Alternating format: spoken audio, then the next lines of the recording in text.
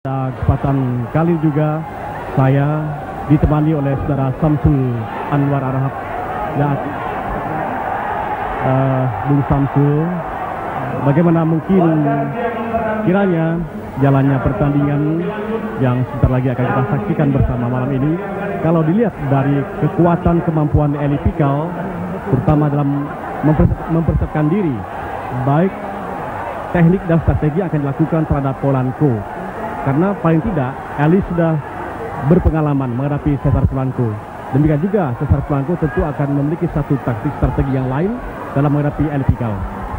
Saudara penonton, kalau kita kembali kepada masa persiapan dari saudara Eli Pikal, maka selama sekitar 6 bulan telah dipersiapkan. Akan tetapi yang terpusat sekali adalah 3 bulan terakhir ini. Tetapi itu juga tidak begitu terkonsentrasi karena memang ada tim yang menangani atau memberikan suatu analisa buat Eli Pikal. Jadi beberapa hari atau beberapa minggu menjelang pertandingan ini, barulah Eli Pikal mengetahui apa yang harus dia lakukan di atas ring pada malam ini. Saya mengira Eli Pikal akan bertarung dengan memperhitungkan situasi, dan yang perlu digarisbawahi bahwa dia harus tampil tidak dengan emosi yang meluap. Sebaiknya dari sudut lain Cesar Polanco, petinju ini sebenarnya tidak mempunyai pukulan maut, sehingga buat Pikal bukan merupakan satu lawan tangguh, tetapi yang dimiliki Polanco adalah kepintarannya atau kelincahannya menganalisa keadaan.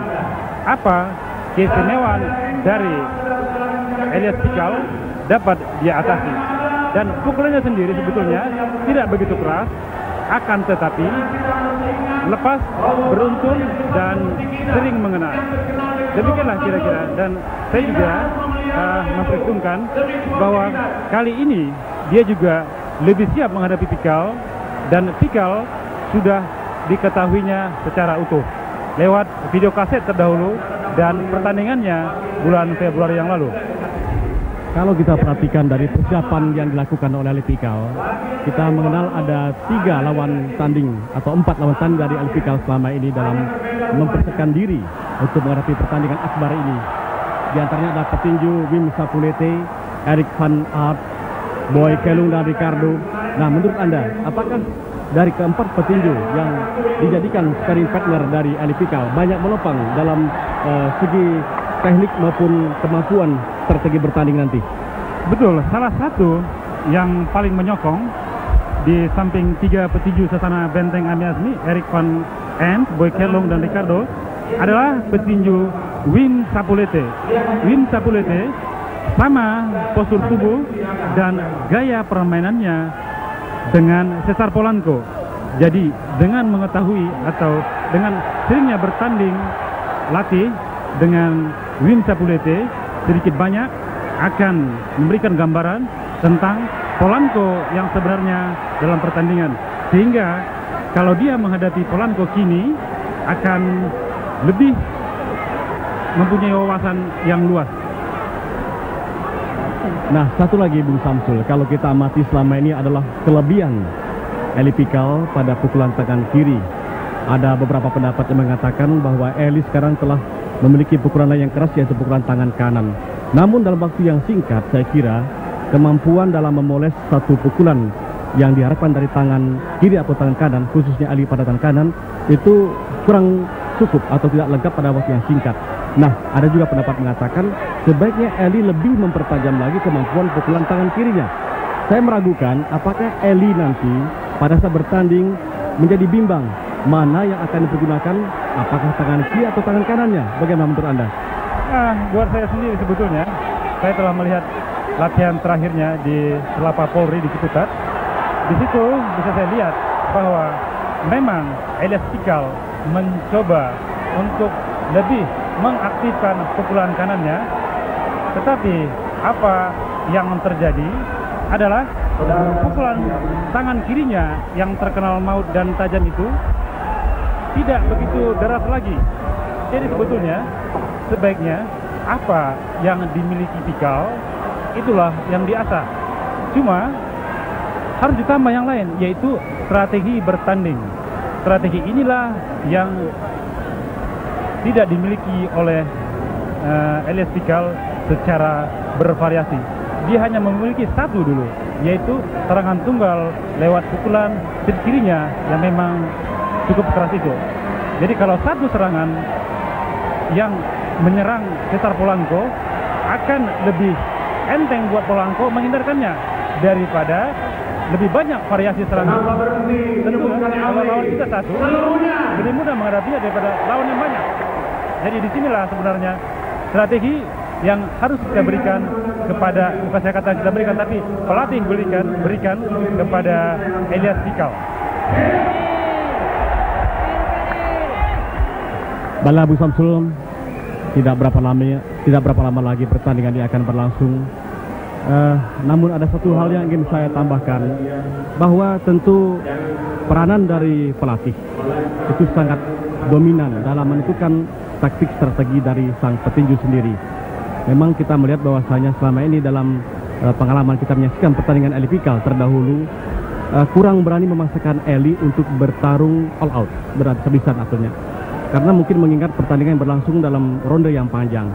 Tapi tentu dalam menghadapi Polanco kali ini ada satu strategi khusus yang akan diberikan pada Eli. Nah, menurut Anda apakah mampu Eli menuruti instruksi pelatih ataukah dia bertinju dengan nalurinya sendiri? Begini, yang dikatakan dengan pelatih di ring tinju itu disebut bukan pelatih tetapi second man. Second man itu berarti orang kedua yang bertanding selain Eli. Eli hanya dapat bertanding tanpa dapat menganalisa dirinya melawan lawannya. Tetapi yang melihat Eli bertanding melawan lawannya secara utuh adalah pelatihnya. Jadi pelatihlah yang seharusnya mengarahkan jalannya pertandingan. Karena kita ketahui pertandingan ini akan berlangsung 15 ronde. Untuk keluar sebagai pemenang tidak perlu dimenangkan 15 ronde atau keseluruhan ronde, tetapi cukup 9 ronde. Jadi setiap ronde itu harus diatur mana ronde yang harus dimenangkan, mana ronde yang harus diberikan kepada lawan, sambil kita mengambil suatu saat untuk menyegarkan diri kita atau jasmani atau katakanlah stamina dari Pikal sendiri. Baiklah saudara Samsul, sementara saudara penonton, saat ini kita lihat kedua petinju telah siap memasang sarung tangan, baik Polanco maupun Eli Pikal. Dan Polanco yang saat ini berusia 19 tahun memiliki ketinggian 167 cm, berarti dia lebih 3 cm lebih tinggi daripada Eli Pikal. Demikian juga jangkauan tangannya 72 cm lebih 2 cm daripada Eli Pikal. Dan Eli Pikal sekarang bersama Polanco dipertemukan oleh wasit Abe Pacio dari Amerika Serikat. Pertarungan ini akan berlangsung selama 15 ronde.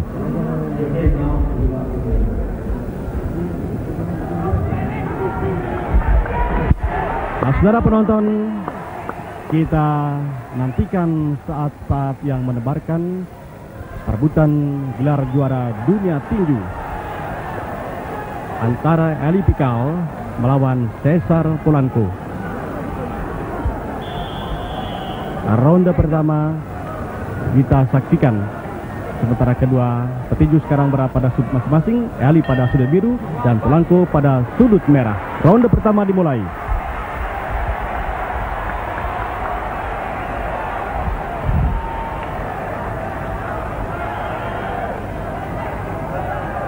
Kedua petinju mempunyai wibawa tersendiri. Cesar Polanco kelihatan galan atau flamboyan, dan Pikal terlihat angker dan menyembunyikan sesuatu, seperti menyembunyikan sesuatu. Ya, kita lihat Eli Pikal sedang memantau gerakan dari Polanco. Demikian juga Polanco baru saja mencoba menggebrak dengan pukulan 1, 2 ke arah bagian muka Eli, dan Eli cepat menghindar.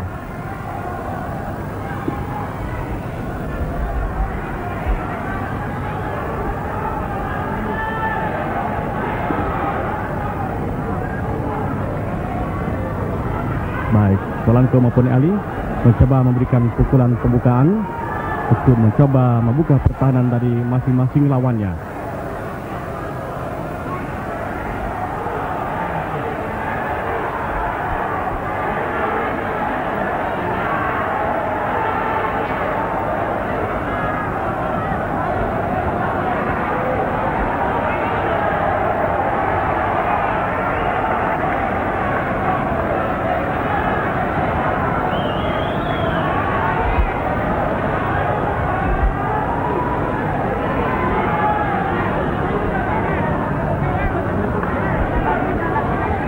Dengan cermat Eli mengamati gerakan tangan dari Cesar Polanco. Luput satu pukulan dari Polanco tadi 2-1. Pukulan Eli juga demikian, street kirinya luput. Dan siapa yang terlebih dahulu menyerang, dia akan rugi. Kenapa? Kedua petinju kelihatan siap untuk menghindar dan membalas. Kita singkat saja dengan suatu sebutan hindar dan balas.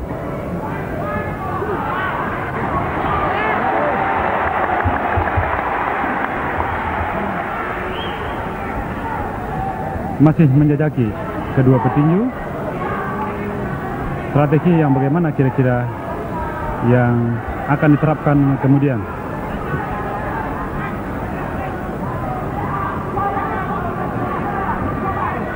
Gebrakan dari Cesar Polanco tidak terarah dan masih dapat dilakukan dengan baik oleh Ali Pikal. Mencoba membuka pertahanan Eli.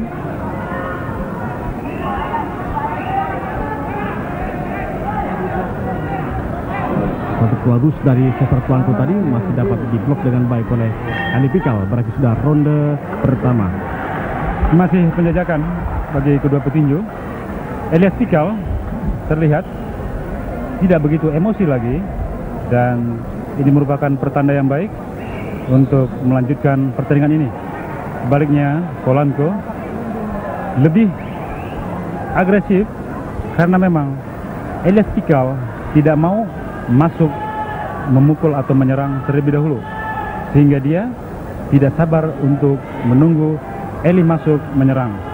Dan situasi seperti ini sebaiknya dijaga stabil oleh petinju kita, Eli Pikal. Ya, kita mengharapkan demikian. Eli Pikal di samping lebih hati-hati menahan emosi, tentu juga dapat menganalisa jalannya pertandingan dalam melihat taktik strategi yang dilancarkan oleh Cesar Polanco. Baiklah saudara penonton, kita saksikan ronde kedua.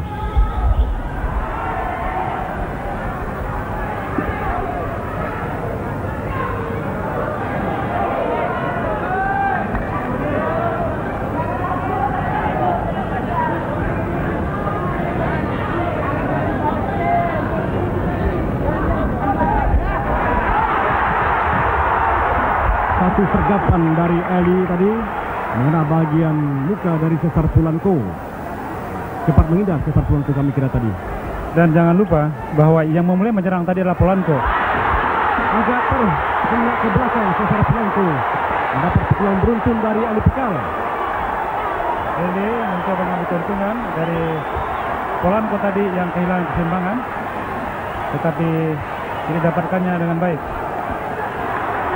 Dan kita lihat sekarang Ali bertarung dalam jarak yang rapat. Betul.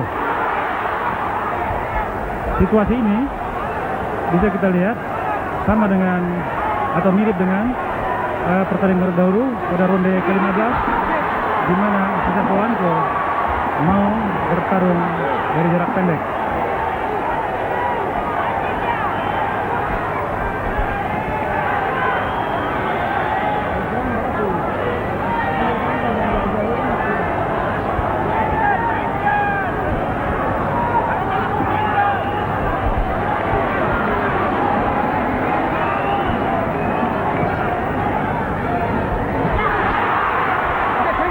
Cepat menghindar Cesar Polanco tadi dari sergapan Eli Pikal.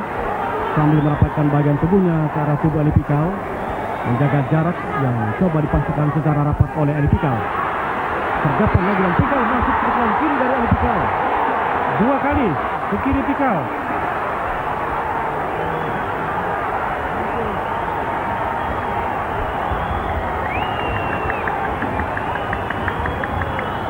Kami lihat dengan penuh perhitungan, Eli melancarkan pukulan-pukulan ke arah bagian Cesar Polanco. Dan secara hati-hati pula kita lihat Polanco membalas serangan dari Ali Pikal. Betul, serangan tersebut tidak begitu berarti karena mungkin Cesar Polanco belum begitu berambisi untuk mengadakan suatu serangan balik yang cukup tajam.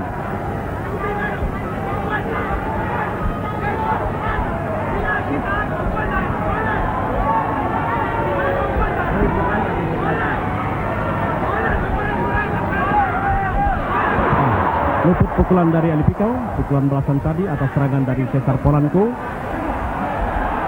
Sementara taktik baru kami kira dari Polanco untuk mendapatkan bagian tubuh waktu diserang oleh Ali Pikal. Betul. Cesar Polanco memulai serangannya dengan pukulan sisi kanan. Setelah lepas sisi kanan, dia langsung merapat ke arah tangan kanan, sehingga Pikal tidak dapat memukul dengan baik Cesar Polanco. Jadi disinilah terlihat bahwa Cesar Polanco mempunyai strategi hajar atau pukul dan clinch.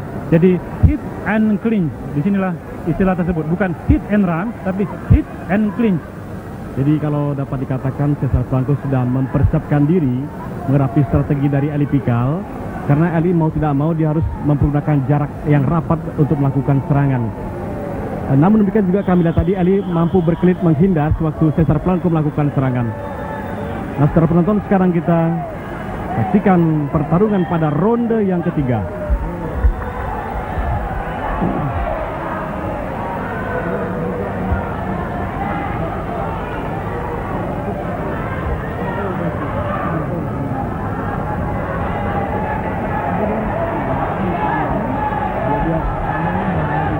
Eli sabar menunggu untuk diserang, karena kalau dia terserang terlebih dahulu, keuntungan berada pada pihak Elias Pikal.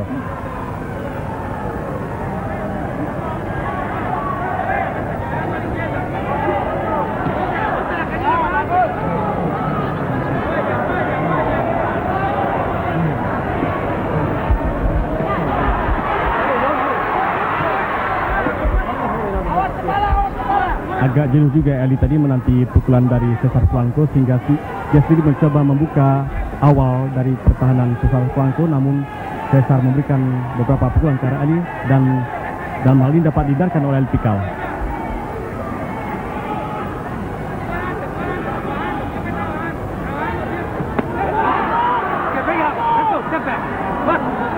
Pukulan Pikal mengena ke siku dari Cesar Polanco sehingga tidak mengempulangkan.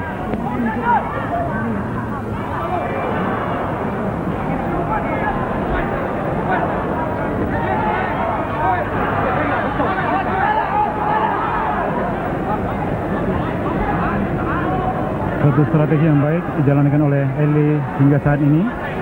Dia menunggu untuk diserang.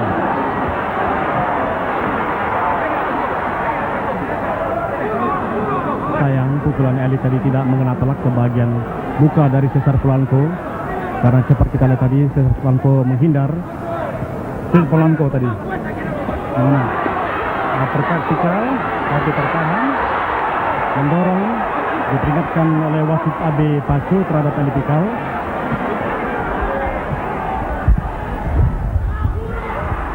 Eli kelihatannya. Oh, apa yang terjadi saudara penonton? Cesar Polanco terduduk, terjogok sekarang dan terjatuh setelah menerima pukulan tipis dari Ali Pikal. Oh, saudara penonton, Ali Pikal dapat merobohkan Cesar Polanco pada ronde yang ketiga.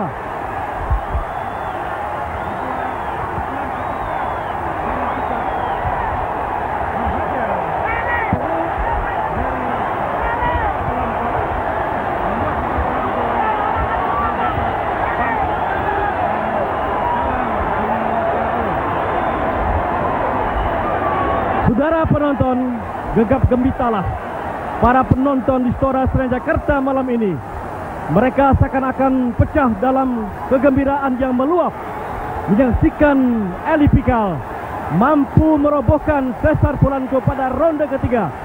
Satu hal yang telah menghapuskan anggapan para pengamat tinju selama ini bahwa Eli Pikal tidak mampu mengalahkan Cesar Polanco. Tapi ternyataannya adalah Eli Pikal merobohkan dengan telak Cesar Polanco pada ronde ketiga. Dan tanpa ayah lagi, hitungan yang ke-10 bagi Cesar Polanco pun tidak mampu membuat dirinya untuk bangkit melanjutkan pertarungan. Sehingga Eli Pikal menang dengan knockout terhadap juara Cesar Polanco. Dengan demikian, Eli Pikal kini kembali menjadi juara tinju dunia kelas bantam junior. Satu kebanggaan yang luar biasa. Penonton-penonton memberikan semangat, dorongan, dan sekarang klimaksnya, puncaknya, Eli Pikal mampu merebut kembali sabuk gelar juara kelas bantam junior yang pernah direbut oleh Cesar Polanco. Namun satu hal, mungkin saudara Samsul dapat melihat tadi saat bagaimana Eli merobohkan Cesar Polanco. Saatnya adalah ketika Cesar Polanco masuk menyerang, sebuah uppercut kiri dari Elias Pikal menghunjam ke bagian perut dari Cesar Polanco, dan Polanco terduduk. Kemudian itu melewati tadi. Peristiwa ini sebelumnya hanya sekejap, namun memang membuat atau mematikan serangan-serangan dari Cesar Polanco. Dan yang paling prinsip dalam pertandingan ini adalah Eli Pikal bertanding tidak dengan emosi. Dia menunggu agar Cesar Polanco masuk menyerang untuk menghunjamkan pukulannya. Dan saat Polanco masuk itulah Eli Pikal dapat dengan baik menghunjamkan pukulan kirinya yang terkenal maut itu. Seperti kita tadi, telak sekali uppercut kiri dari Elias Pikal. Demikianlah para penonton seluruh pelosok Nusantara, kita melihat lagi kebanggaan yang kita nanti-nantikan. Eli Pikal meraih kembali gelar juara dunia tinju kelas bantam junior dari tangan Cesar Polanco. Kembalinya Eli Pikal merebut gelar juara dunia ini membangkitkan kembali kebanggaan kita bersama bahwa kita ternyata mampu untuk berbuat besar dalam tinju dunia. Dan malam ini Eli Pikal yang pertandingannya disaksikan bukan hanya oleh penonton di Istora, tapi oleh jutaan penonton di seluruh tanah air, telah membuktikan bahwa ucapannya adalah benar. Ia akan berbuat sesuatu dan merebut kembali gelar juara dunia ini. Dan ini telah terbukti. Luapan emosi sekarang terlihat di atas ring, baik oleh pelatih, pendukung, maupun oleh pimpinan KTI, serta promotor Anton Siotang, serta seluruh penonton di Istora Senayan Jakarta. Sekarang terharu, syukur bahwa Eli mampu membuktikan bahwa ia lebih kuat, bahwa ia perkasa daripada Cesar Polanco. Dengan demikian maka Cesar Polanco kehilangan gelarnya di tanah air Indonesia ini. Eli Pikal dalam luapan kegembiraan masih dikebuti oleh seluruh pendukungnya, oleh para pencinta Eli Pikal.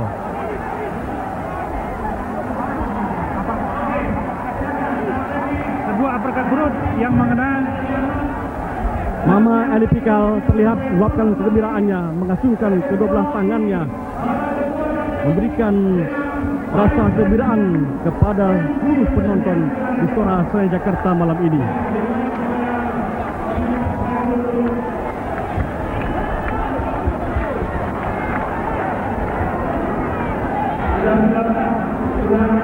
Saudara penonton, adalah suatu waktu yang singkat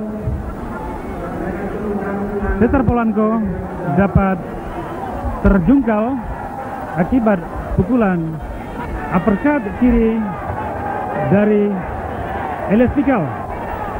seperti telah saya katakan tadi, bahwa siapa yang terlebih dahulu masuk, dia akan rugi, dan yang menanti akan beruntung. Dan ternyata yang masuk terlebih dahulu adalah Cesar Polanco, dan Pikal mengambil keuntungan dari situasi tersebut.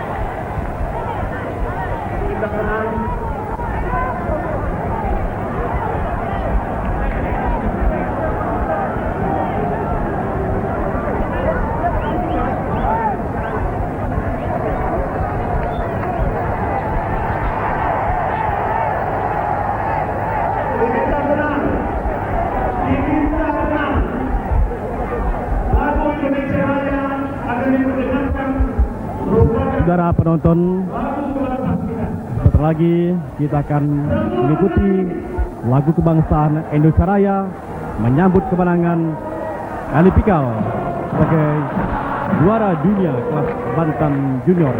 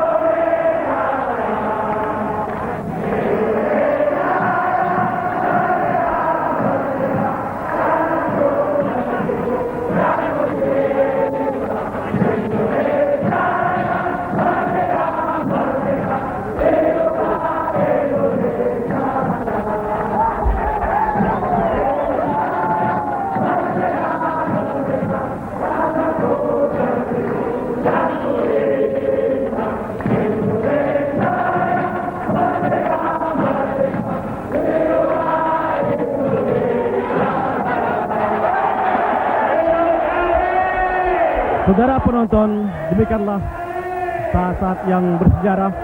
Ali Pikal malam ini telah berhasil merebut gelar juara dunia kelas bantam junior dari tangan sang juara Cesar Polanco.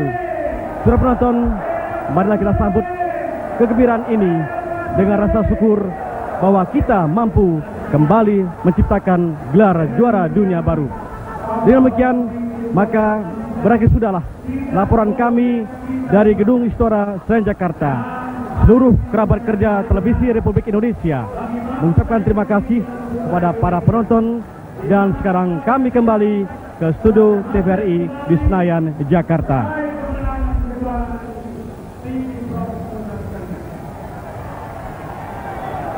Saat ini berikanlah peluang bagi dia dan jagalah dia baik-baik dan jangan